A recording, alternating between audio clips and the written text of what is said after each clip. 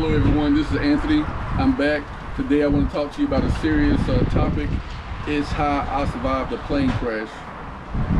I'm going to start out by saying that I had went to California and picked up a Commander 112 Alpha. I spent a couple of days flying it back from California to Concord Airport. I had no problems coming.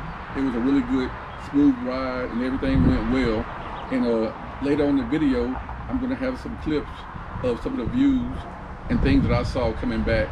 And then at the end of the video, I will have pictures of the crash, how I looked after the crash, and I'll explain to you more about what happened during the crash.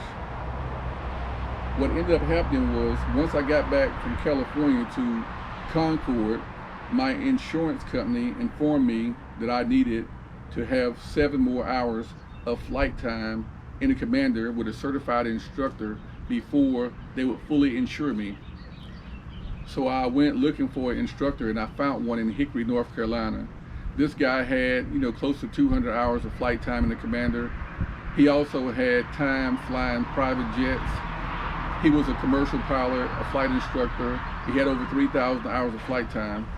And so we set out on a journey which would take us to about 5 different airports, going from North Carolina to South Carolina and then to Virginia.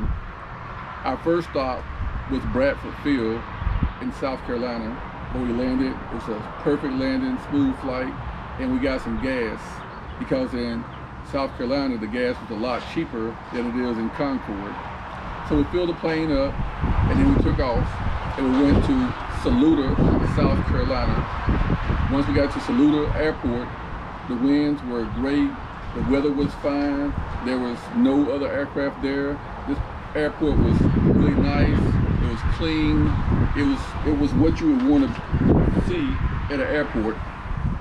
So since we were there and everything was perfect, we decided to go ahead and do some work in the pattern. I did several touch and goes, a couple of full stop landings, and then we decided to do one last loop in the pattern, which was going to be some slow flight. So the object was for me to come in as slow as possible with full flaps and land. Well, as I was coming in with the full flaps on, I guess a gust of wind came and the plane kind of started going from side to side. And the instructor asked me, he said, "Hey, Anthony, do you want me to take over?" And so I said, yeah. So the instructor took over the plane. At this point, we were still going side to side. And I thought we were going to land, just go ahead and land on the runway, but we didn't.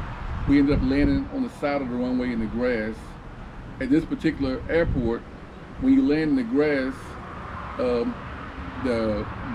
stops about 1,000 feet before the runway stops, and there's a 50-foot cliff. So we ended up going over the cliff, out about 60 or 70 feet, and then nose diving straight down into a swamp and a grassy marsh area at the bottom of the cliff. At this point, we hit nose first. The prop, of course we had a prop strike. The airplane flipped over, and we were both stuck in the airplane upside down. The doors were crushed in, the front window was crushed in, the roof of the plane was crushed in, so we really didn't have a way to get out of the plane. At that point, we released the seat belts. I looked around, I was in the back, I ended up in the back of the plane, and then I used my legs or feet to try to kick the back window out.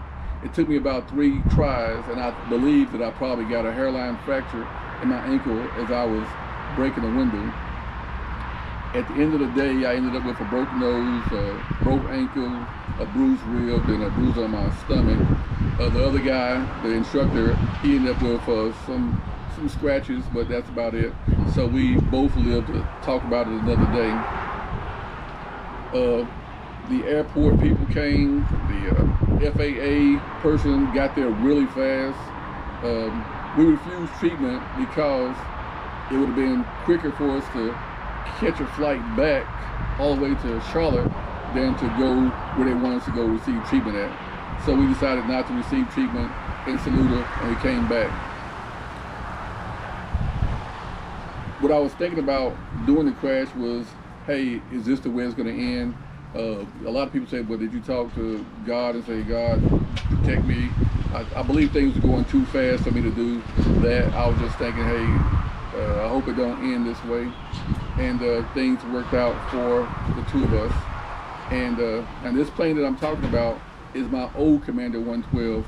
It's not the new Commander 112 that I'm having problems getting the annual done on. So enjoy some of the videos, stay to the end, see what the crash looked like, and you'll see what I look like after the crash. I hope you enjoy this video.